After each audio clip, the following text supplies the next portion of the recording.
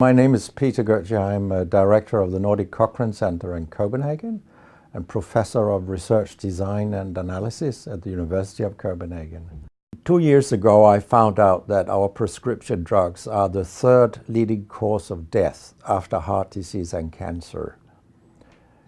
Our drugs kill around 200,000 people in America every year, and half of these people die while they do what their doctors told them. So they die because of the side effects. The other half die because of errors. And it's often the doctors that make the errors, because any drug may come with 20, 30 or 40 warnings, contraindications, precautions, and so on. No doctor in the world knows about all this. So they give patients drugs that they should not have given them, that interact dangerously with other drugs or food items or so on. And then the patients die. That's the other half. So the other thing I found out 2 years ago was that much of what the drug industry does fulfills the criteria for organized crime in US law. And they behave in many ways like the mafia does. They corrupt everyone they can corrupt. They have bought every type of person, even including ministers of health in some countries. So there is a huge amount of corruption. In my country, for example, Denmark, we are regarded as having very little corruption. But yet we have thousands of doctors on industry payroll, although we are just 20,000 doctors. So this is an effective kind of corruption. The drug industry buys the professors first, then chiefs of department, then other chief physicians and so on. They don't buy junior doctors. So when several thousands are on industry payroll, it's really, really bad.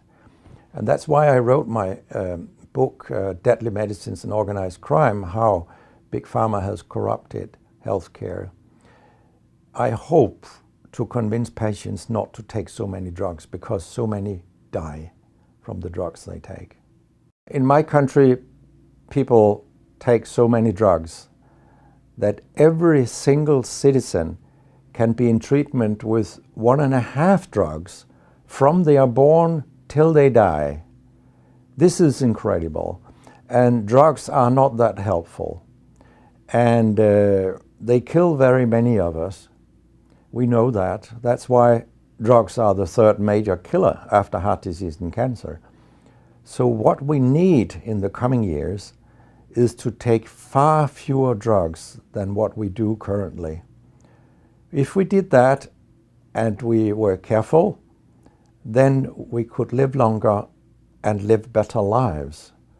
Because drugs have many side effects, and patients often don't realize that when they become worse, that it could be a side effect of the drug, which they continue taking because that's what their doctors tell them.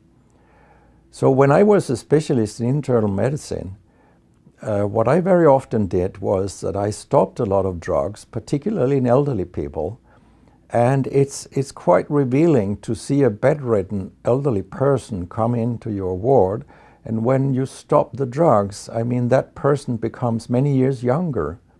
And many of these drugs affect the brain, and old people tolerate that very, very badly.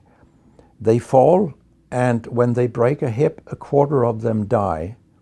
And for example, antidepressant drugs are used in more than 10% of our elderly. And they seem to kill 3% of them every year. I mean, if 100 old people take an antidepressant for 1 year, 3% of them will die because they fall and break their hip. This is a huge death rate. So a lot of other drugs than antidepressants also make people fall and kill them. And they may affect your cognition, your memory, and all these things. And then they interact in ways that we know almost nothing about.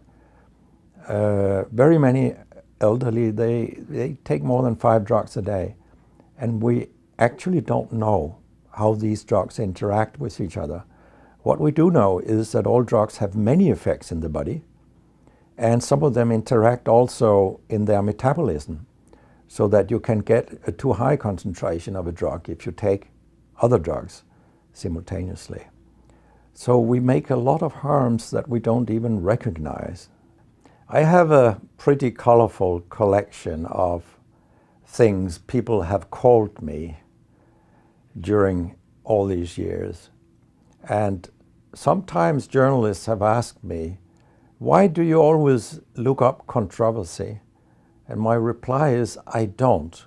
Controversy looks me up, because it's not popular to tell the truth in healthcare. You will get a lot of enemies, because a lot of people